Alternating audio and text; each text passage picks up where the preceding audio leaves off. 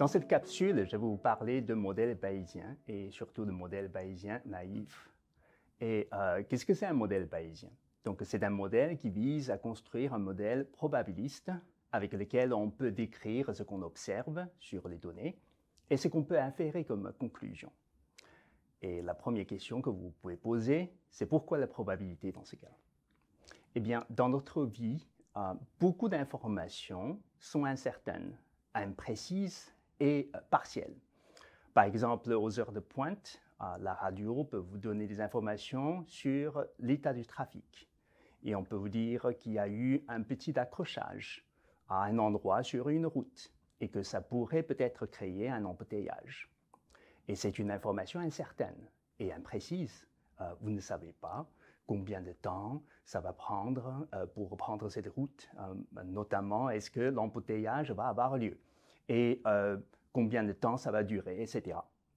Et vous ne savez peut-être pas dans quel état sont les routes alternatives. Est-ce qu'il y a beaucoup de trafic ou pas? Et donc, toutes ces informations peuvent être imprécises ou manquantes parfois. Et dans ce contexte, est-ce que vous allez prendre cette route ou une autre route?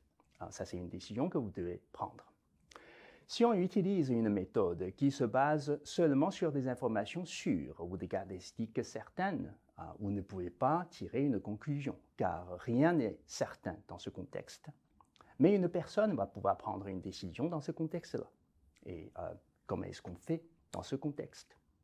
Eh bien, la personne va être capable de prendre une décision en tenant compte de ses incertitudes sur des informations, et tout le monde va faire ça tous les jours. Et la probabilité est justement une mesure d'incertitude, et elle résume la confiance qu'on a sur une information. Par exemple, la personne peut estimer qu'il y aura une probabilité d'environ 30% qu'il va avoir un embouteillage suite aux informations apprises à la radio. Et peut-être ce n'est pas aussi précis que le chiffre de 30%, mais disons que c'est une probabilité relativement faible. Cette probabilité faible peut venir de la statistique, mais bien souvent, on n'a pas toutes les données pour nous permettre de l'estimer précisément. Il peut venir de notre croyance personnelle ou subjective. C'est ce qu'une personne va utiliser dans ce cas-là.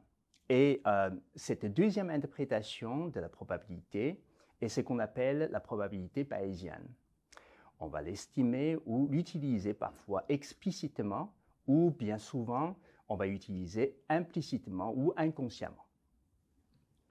La personne qui utilise cette information pourrait alors conclure qu'elle n'aura pas beaucoup de risques d'être bloquée dans un embouteillage et décide de prendre quand même cette route. C'est ce qu'on va faire dans un modèle bayésien pour simuler le même processus de décision. Et évidemment, la décision que le modèle va prendre comporte aussi de l'incertitude. Et si nous avons plusieurs conclusions possibles, chacune va être associée à une probabilité différente. Et en général, on va préférer une conclusion avec la plus grande probabilité. Et donc, c'est notre choix naturel. Et souvent, on va utiliser ceci dans le modèle bayésien. Voyons un autre exemple de diagnostic médical. Pour un médecin, le diagnostic doit se baser sur les symptômes ou des résultats de tests. Mais ces symptômes ou résultats de tests peuvent aussi comporter de l'incertitude. Par exemple, un test sur un cancer ou sur une maladie n'est pas 100% précis. Il y a des faux positifs, des faux négatifs. Et en tenant compte de ces incertitudes, comment est-ce que le médecin conclut si le patient a une maladie ou non? Et c'est un problème traité typiquement dans le cadre de modèles bayésiens. Et donc, dans cette capsule, on vous a décrit seulement le principe de modèle bayésien. Nous allons voir comment est-ce que ce modèle peut être construit et utilisé dans une prochaine capsule.